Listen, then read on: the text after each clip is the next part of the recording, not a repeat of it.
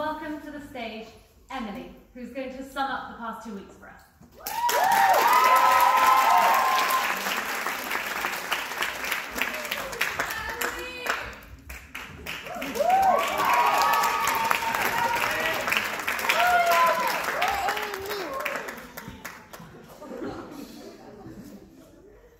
Hello, I'm Emily. I'm a 17-year-old university student from America.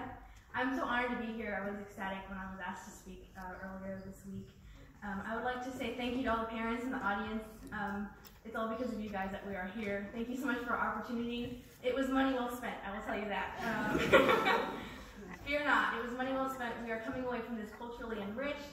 We are so refreshed academically. We feel stronger academically. We see our futures ahead of us. We're so excited.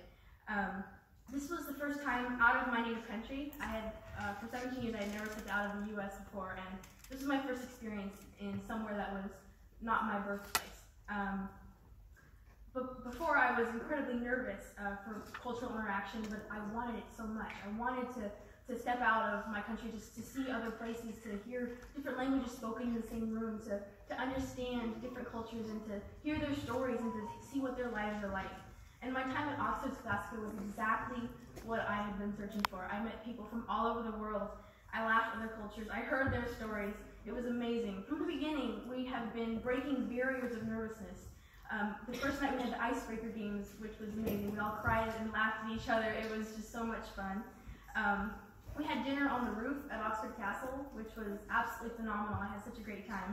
This was actually the first time I've ever been able to discuss and debate with other students who have the same passions that I do.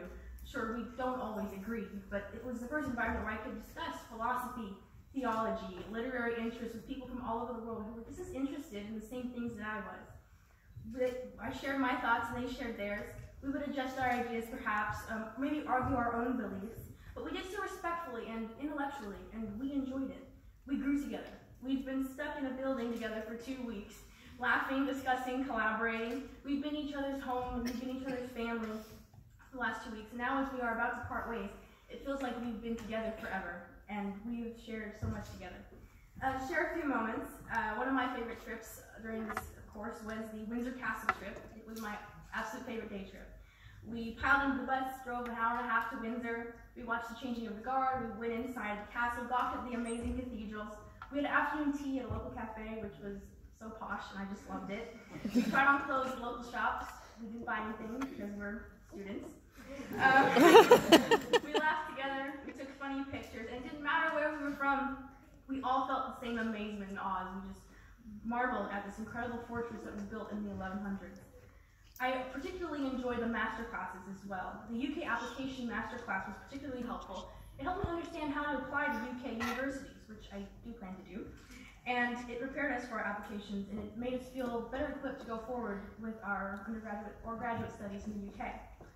I also particularly loved the Success Masterclass. Mr. Mitch, I don't know if he's here, but if you're here, it was absolutely amazing. He was engaging, enthusiastic, he was an excited instructor. I loved it because it didn't focus on the financial, academic, or material aspects of success. Sure, that might be success, but the class focused on the fact that perhaps success doesn't even look like success. Success for us isn't the definition of someone else's success. Perhaps our success looks like failure to someone else, or even to ourselves. Is it still a success? It is. It certainly is. Perhaps we don't see it right away, but the positive impact that we have on others, no matter how small it is always a success. Speaking of success and positive impact, I wanted to take a moment to salute the activities coordinators and the leaders and the wonderful tutors at Oxford Scholastica. You guys have made this experience all the more beautiful for me, and I love you all so much. I'm going to miss you wholeheartedly when I leave. They are patient, they're kind, they are so fun to be with, and I'll never forget when Ryan, our activities coordinator at St. Thomas, hit the dance floor at OSA. We all laughed until we cried and were red in the face. He had taught us some serious moves that night. I've been able to ask them about anything, and they've always been so happy to help me with even the smallest things. So thank you, all of you. You guys are awesome.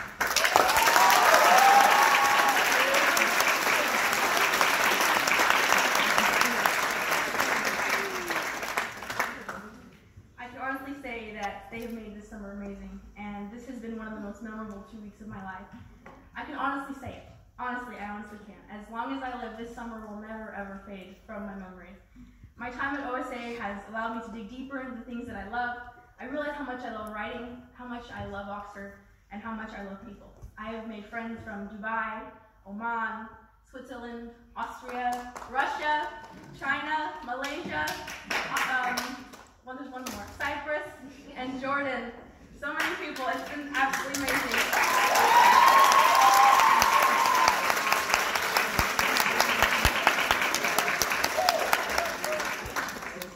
And meeting them these last 2 weeks have allowed me to better understand the diversity of our world.